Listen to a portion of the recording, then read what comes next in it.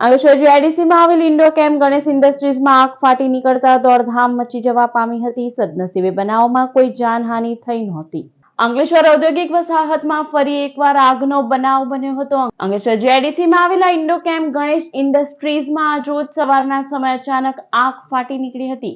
આગ ફાટી નીકળતા દોડધામ મચી જવા પામી હતી. બનાવની જાણ કરવામાં આવતા જ અંકલેશ્વર ડીપીએમસીના 4 ફાયર ફાઇટર ઘટના સ્થળે પહોંચ્યા હતા અને આગ ઉપર કાબુ મેળવ્યો હતો. આગ લાગતા જ કંપનીના કર્મચારીઓ બહાર નીકળી જતા કોઈ જાનહાનિ થઈ નહોતી. વેસ્ટમાંથી પ્લાસ્ટિક શીટ બનાવતા યુનિટમાં આગ લાગી હોવાનું પ્રાથમિક તપાસમાં બહાર આવ્યું છે. આ મામલે સેફ્ટી એન્ડ હેલ્થ વિભાગ તેમજ ગુજરાત પ્રદૂષણ નિયંત્રણ બોર્ડ વધુ તપાસ ચલાવી રહ્યું છે.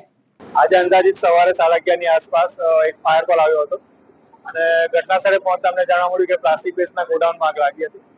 તેથી અમે તરત જ પાણીનો મારો ચલાવી આગને કાબૂમાં લેવા પ્રયત્ન કરેલ અને આ ગોડાઉન ગણેશ એન્ટરપ્રાઇઝ નું છે એવું જાણવા મળ્યું છે પ્રાથમિક માહિતી અનુસાર.